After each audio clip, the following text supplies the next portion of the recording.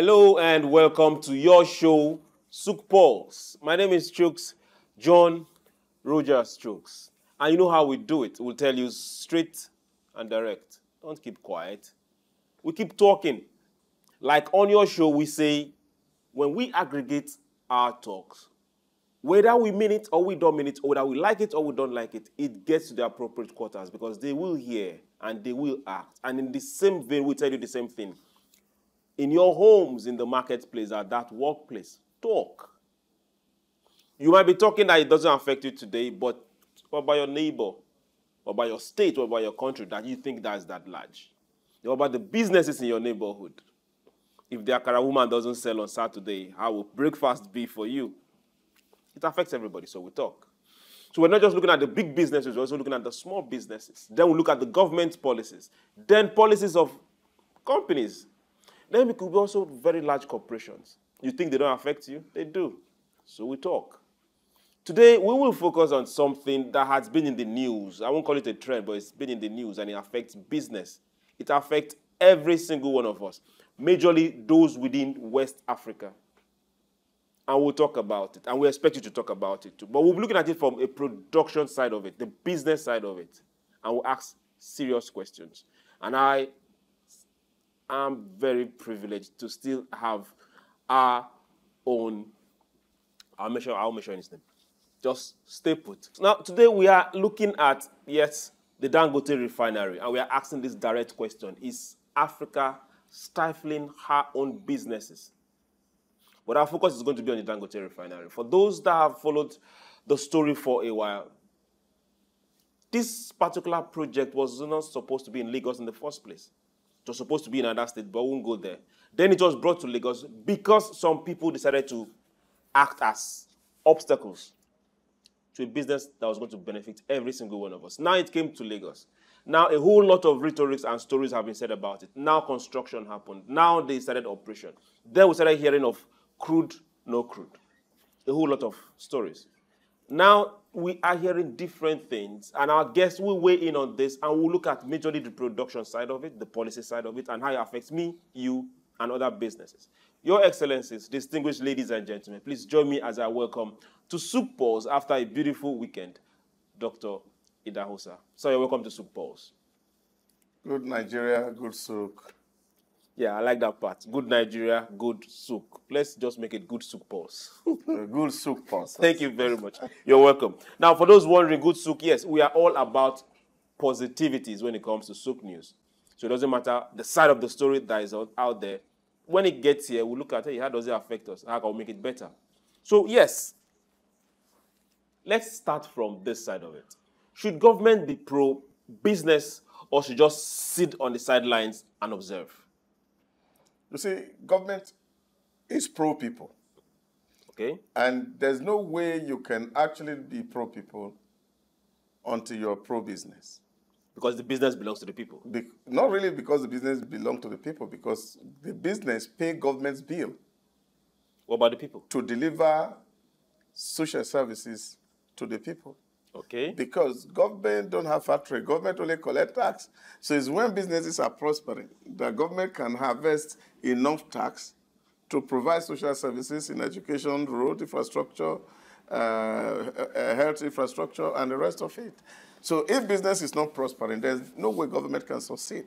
And any thinking government and any government that knows its worth definitely have to be pro-business before it can be pro-poor. Have to be pro-business before it can. Now, these are things that you don't go to Harvard to learn. These are things that you have to come to Souk Pulse and just listen. And we find solutions in our own domain. And let's take it still within that same place. Big businesses, do they pose a threat to government? They don't, except in this part of the world. They shouldn't, really. But what you have seen in liberal democracies all across the globe as we speak is that in the crave for political correctness, what government has done over the years is to demand so much governments in the Western countries are taking so much from big businesses. When you say taking so much as in taxes? As in taxes. Okay. To be able to meet his own burgeoning needs of having to provide social service to the people. And this, of course, becomes like a clog in the wheel of progress. And this is why you see corporations are shifting to where they can find tax haven and do business there. But unfortunately, in Africa, the case is different. How is the case different? This is what you are seeing today, that the whole of the media is awash with the back and forth Okay.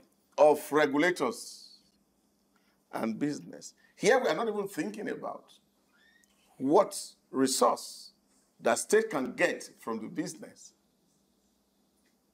That the government is even saying, look, don't do business at all. So we prefer to earn nothing. That's what we seem to be seeing. That's what we seem to be saying. Okay, now let's now narrow our question down to where we are heading to. Case in question, Dangote Refinery. Is that particular entity, that refinery, is it a positive business venture for Africa? You see, countries like Netherlands that have no single drop of oil in their soil is doing big business refining petrol. And we that nature has blessed with crude, we are having difficulty refining petrol. And this is just unbelievable. That we can be in the middle of the ocean, inside the water, and then there is soap in our eyes. Yeah, well, it depends on the kind of soap you're talking about. Soap detergent can get into your eye. Now you have to scoop and wash. You see, it's quite alarming that from the 1980s till present, we have struggled with petrol refining capacity. And this is not because it's not just petrol, and I think it's about everything. Look at Nigerian Airways, ran down. Nigerian Ocean Liner, ran down. We used to have ocean liners? Oh, yes, with over 18 vessels. Nigeria, what do you call it? Refinery. Railway. Ran down. Railway. Nigerian Railway, ran down. Nigeria Telecom, ran down. See, this is quite very embarrassing. Okay. Now we are looking at things that are embarrassing, and Doctor has brought them to the fore. Before we center and get to the crux of this discourse, let's still ask this particular question: is it possible? Is it an interest that is possibly causing upset in the West? I don't think the issue here is with the West. The issue here... We're just asking, is this Dangote refining and others that might be like it, is it possible that that business might cause upset? No. There's no upset because the market is large enough. If Saudi Aramco,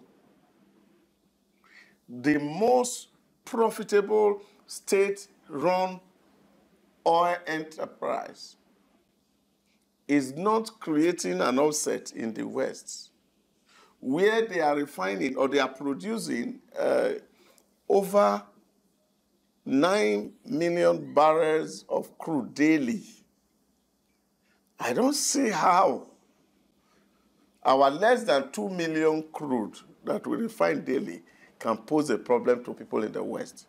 The real people who are the enemies of the people, the enemy of the Nigerian state, are the ones that are threatened. Okay, now you've gone there, and I don't know if I wanted to open that door. But now the real people who happen to be the enemies of the people help enemies of the people, which means they are human beings. Good. Now, is it possible if you could look inwards and tell us who and what is really working against the Dangote business. It's not to get to the Dangote business. Okay. Let's look at the Dangote business for now. No, we'll come to Dangote business. Okay. So that we can become very particular and our audience can benefit from my suppositions. Okay. By the year 2007, after government, Obasanjo government, from 1999 to 2007, had pumped money into the Nigerian 4 refineries to ensure that they were producing, and they failed to produce, decided to privatize it, like it was done to Nitel, and say, let the private run it, and let's get value for our money. And as soon as Obasanjo stepped out of office, the Nigerian government under Yaradua, God bless his soul, had to repurchase the moribund refineries. Now, I think it's becoming clearer to Nigerians now that that repurchase was not done for national interest, but was done for the interest of certain elements who sees our national commonwealth as their family patrimony. Now, put the figures right. Between 2002 to 2022, Nigeria has spent well over 17 trillion. In naira or in dollars? In naira. Okay. Turning around the refinery. Now, it's even put the nice Senate investigation on this matter.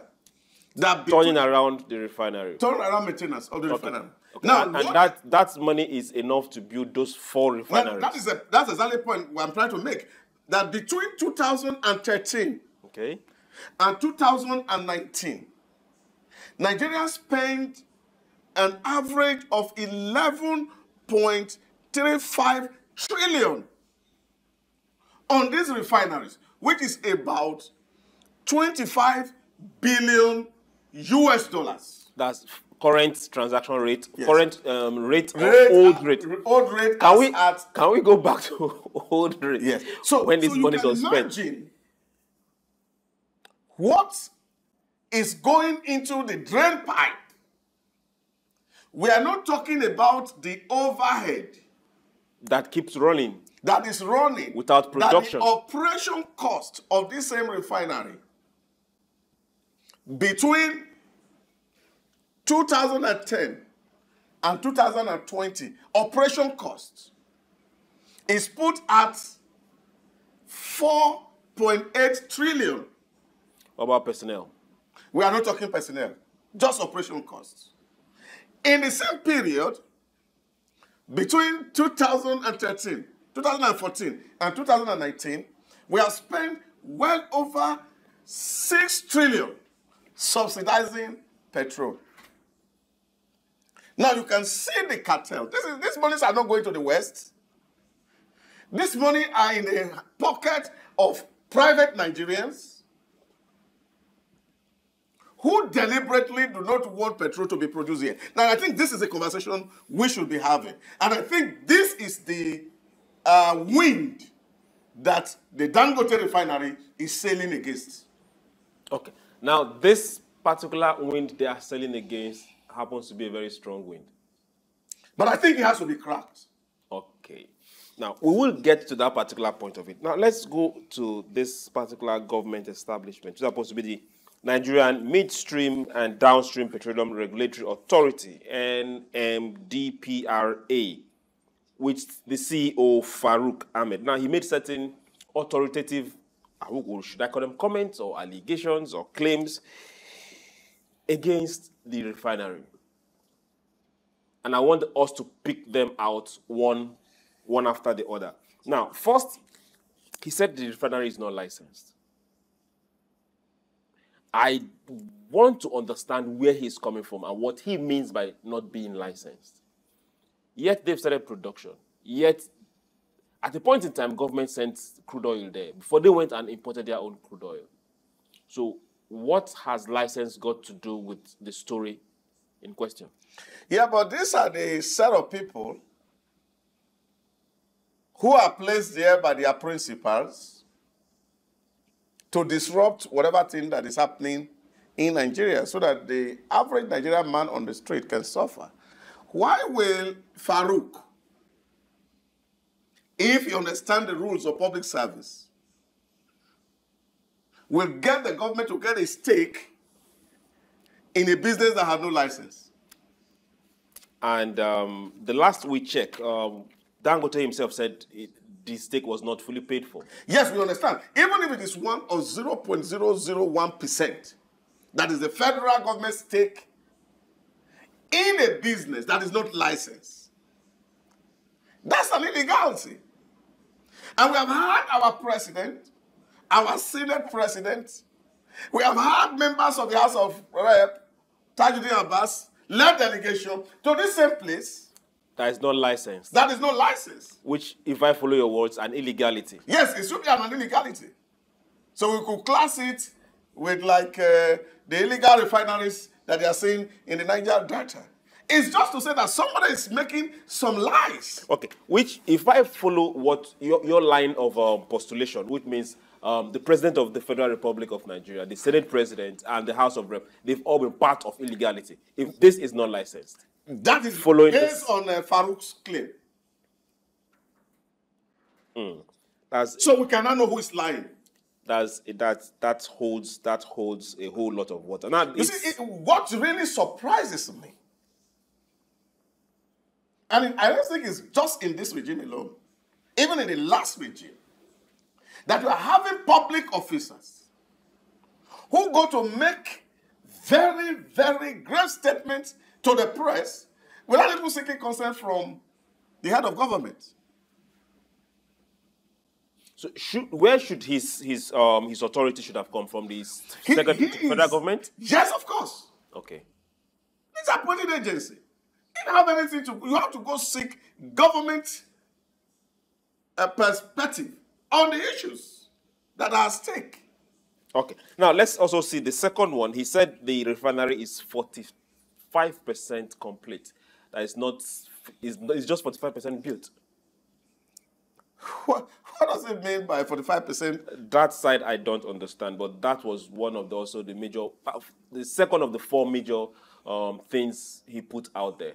That is 45% built. So I'm asking, is it 45% capacity or 45% structure or 45% what exactly? You see, these are arguments that for me that are neither here nor there, because we know that this same refinery is producing diesel that is well demanded outside of this country, that they are selling and they are making their money already. You see, this is a pure blackmail from entrenched interests and establishments.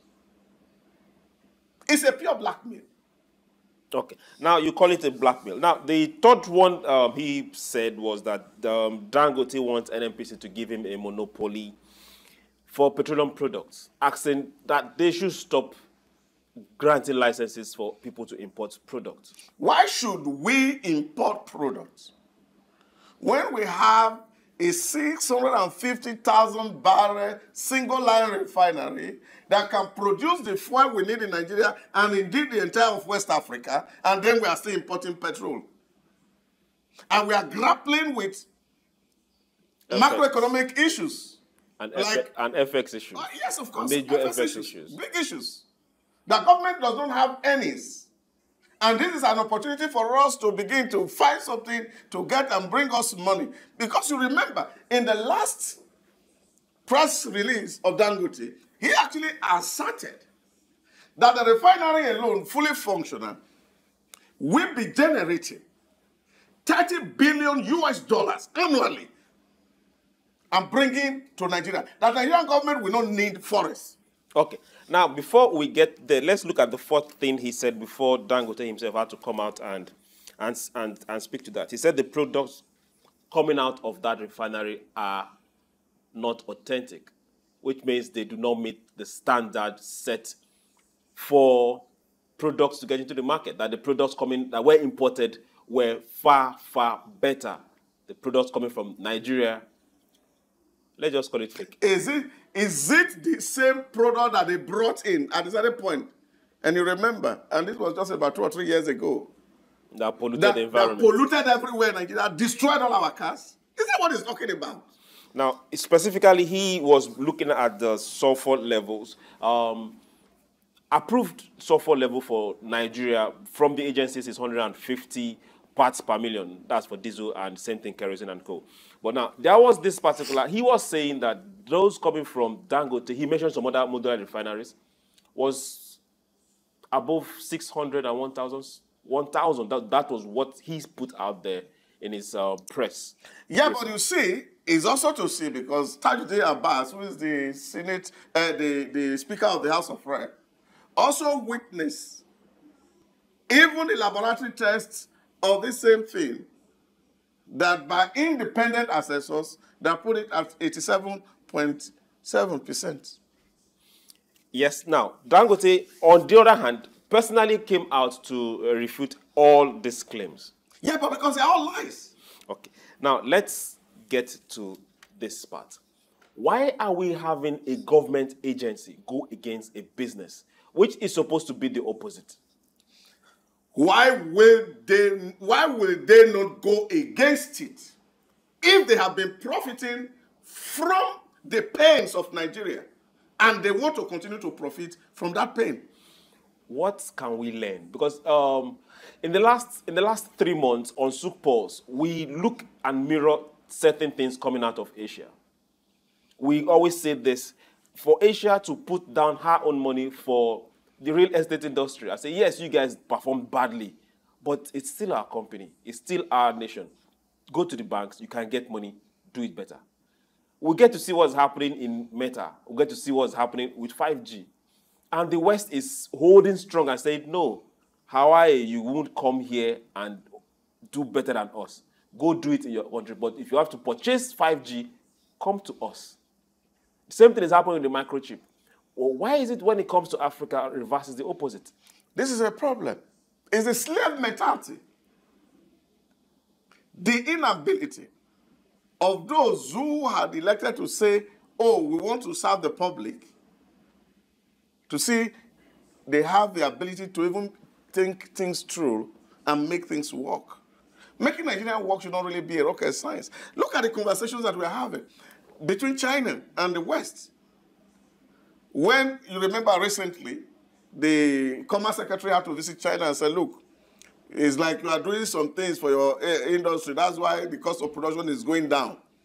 You are creating a monopoly because the Asians are building their corporations. If you have listened to the tone of the just concluded Republican convention, what is the issue? American first. That we're going to build auto. In short, as a matter of fact, in one of the comments, the flag bearer of the Republicans says if he wins election, he will put a 250% tariff on electric cars coming from China so that they cannot sell in China in favor of local companies that are making same products. Same products.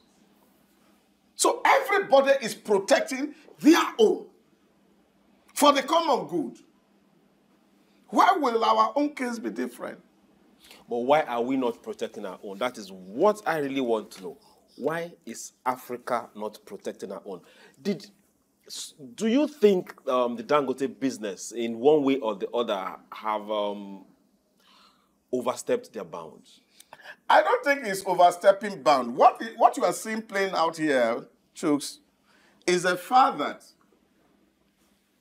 if Dangote supply us all we need in petrol and diesel, and at least we make some gain, even if it is 17 naira, that they told us that is the cost of logistics that get off the prices of what they are getting.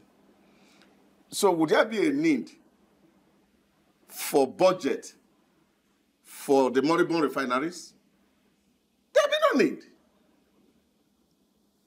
And if the moribund refinery money are not stashed there, how will these boys make their money? So they are only defending their pockets and not the interests of Nigerians. Is it the cabals that has yes, gone of course, these cabals. Okay, the boys. The boys, yeah. Within the cabals. Yes. Okay. They are only defending their pockets, not the interests of Nigeria. And the president is laboring day and night to see Nigerian work. Okay. Now, if we go that route, the president is laboring day and night to see Nigerian work. That is the next level of the discussion. Looking at it from the point of business, from the point of productivity, we are asking, hey, is Africa stifling business?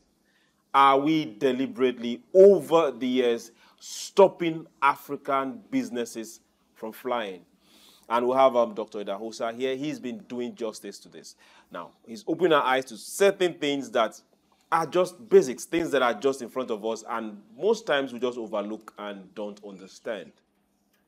Before we went on the break, he talked about the president working hard to get businesses running. And now let's get there. Now, before this current administration, for 2 years plus, there was this case between ExxonMobil selling their offshore facilities and Seplat coming bidding and buying. Then NNPCL having issues, and that lingered for a while, went to court. Then this administration came in, and in a matter of months, they tried resolving it. And in a matter of days, the president resolved that issue, called everybody back to the table, and that issue was resolved. Now, this has been lingering for a while, talking about the Dangote issue. Don't you think it's time for the president to step in? Yeah, I know that at the appropriate time, the president will step in. What is likely going to be the appropriate time? And it's not going to be very long. You see, but it's also to understand. That's why I call it complete blackmail. Now we are coming to really realize now why really the NNPCL refused to fulfill their obligation. Because from the last interview or the press briefing that Dangote had, NNPCL and the NMDPR had not come to debunk the fact that they have not been able to conclude their own stake in that investment, which is supposed to be a 20% to government. Imagine that company well run and it become profitable. That's huge income for Nigeria to have a 20% stake in that project. That not paying that money was itself a sabotage. That the National Assembly need to step into this matter and investigate it and see who are these people. Because Nigeria has bleeded for too long. Okay, if we say Nigeria has bleeded for too long, at the point where we saw crude not going to the refinery, was that not where we were all supposed to stand up and start shouting? Yeah, but of course it was understandable because they came out to say, yes, the crude swap was a non-deal. Yes. Now, even with the crude swap, we still see new oil blocks being allocated. Yeah, but we have not For been able those to... oil blocks, can the federal government just say, okay, good, because of this particular refinery that's going to profit us, Dangote, is there a way or where can we invest for these oil blocks to start producing for you? You see, even if it's 1%. You see, for me, really, government is a continuum. The current government has the obligation to respect every contract, every agreement that was entered into by its predecessor. That's not a problem here. You see, but what's the problem here is the fact that you are able to even give somebody an assurance that, yes, the crude swap will end at this point. Because we are trying to honor the obligation of our state, because that also will impugn the integrity of the government in terms of soliciting FDI from other parts of the world that will say, oh, you have contracts you cannot obey, so you don't have integrity. Now, keeping the swap agreement will, of course, enhance Nigeria integrity. But what should be coming out from these guys is the fact to say, okay, well, this swap will end this year. Whether 2025, 2026, 2027. Do we know when it's going to end? We don't even know. And then we're also making arrangements to show up what we are producing so that we can meet up the OPEC quota. Now, for OPEC quota is that particular quota that you export. Yeah. Not what you use internally. So now we have oil blocks that are moribund. We have oil blocks that are not being drilled. I am looking at it from this aspect. What is stopping us from saying, okay, who can drill those blocks? Drill them for local use. That will be easier for local consumption and local use than looking for a refinery that can refine, and they are looking at US, that far, Brazil, that far. Angola is very far. You see, Libya, they are still at war, but that's far too. You see, and this is one of the issues that really, like I said, baffles me. And sometimes I get into that mode of thinking that maybe it's just the way we are wired as a people. But you think about it, the Malabo Agreement, you remember? Yes, that cost us, and we still have not imprisoned somebody till tomorrow. The P&ID case. They are still working free. You see, these are the issues. That one person can stand on the way of government and frustrate anything that will benefit the majority of all of us. But what has government done? You see, this is the problem. You see, there are reports. We don't know the facts that are on the table of government. The leaders in this government now, and you are seeing taking books, and they are taking books, and they are taking books. You can imagine as we speak that a Public Account Committee of the House of Reps said they are still auditing 2021 accounting year. So these are issues. So government don't have basis to take some decisions because of the bureaucratic bottlenecks. Because government can just wake up and say, oh, I want to act like this.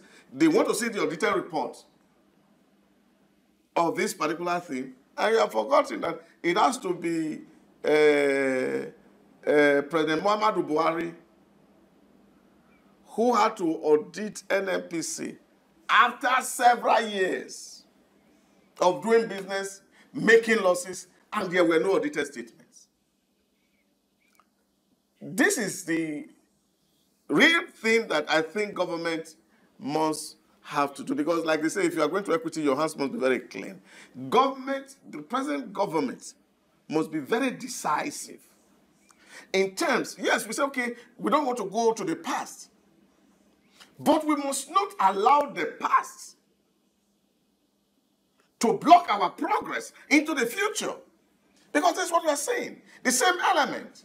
And they seem so powerful that even government find it difficult to handle them. Yeah. I think head should roll. In NNPCL, in NNPDR, head should roll. Because these people are anti-people, they are anti-government, they are anti the common man who is suffering and bearing the brunt of having to pay hugely for logistics, going to do their lawful business. And somebody is sitting down in one lost office, taking so much money from all of us and have no value to add. Okay. Now, while he has no value to add, now, in Dangote's words, he has said the NNPCL can buy his stake in the refinery. How positive is this? Yeah, but we know we can't buy it. That's just a puzzle. It's to tell you that some people are jealous. This is pure jealousy. Well, jealousy is allowed, but when it comes to the point of stopping that kind of business, then that is beyond jealousy. Jealousy is evil. This is what you are saying. These are evil men. And I said, what?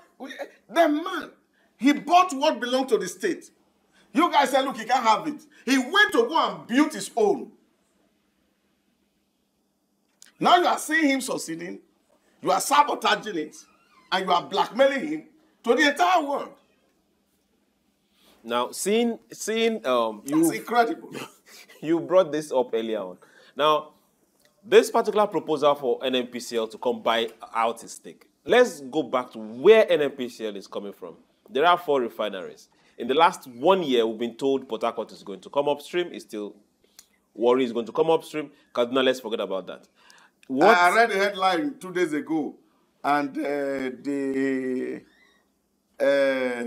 group general manager, group CEO of NNPCL said that this time, by December, we will get petrol from Port Harcourt, and this is not a lie. So I said, oh, he has agreed that he has been lying to Nigerians. Okay. This is the side I still don't understand. At what point in time will the National Assembly call them to question? You see, this is what the oversight should be all about.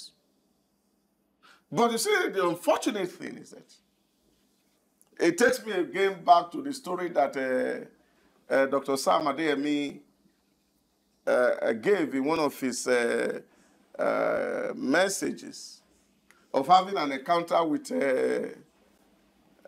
Pastor Enoch Adeboye in an aircraft, and was asking him, Baba, how can you people be in this country and we will be like this?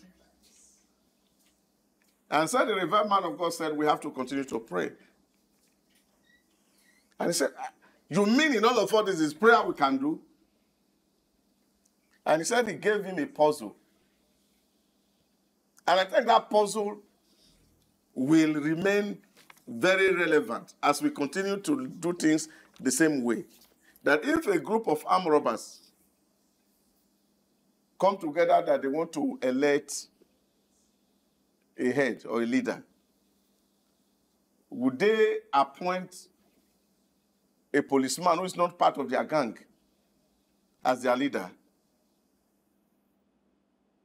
Okay. And he said he's still processing that statement. At this point, I hope you don't expect me to give an answer to that. Maybe if you have an answer to it, it will be quite very enlightening for me as a person. If the erudite man of God has not been able to break it down, it's me that will. Yes. Okay. Now, let's look at this business side of it. Just look at the business, the productivity side of it. What ways will you prescribe going forward? Well, I think that for Dangote, there are a lot and variety of options to do this business and recoup his investment. He can continue to get his crude outside of Nigeria and buy at international price. And if, of course, these people prefer that they want us to be buying, he can sell to African countries who are willing to take this thing. And then he'll be in business. And then Lagos can profit from corporate tax. And those people who are already employed there, they remain in employment.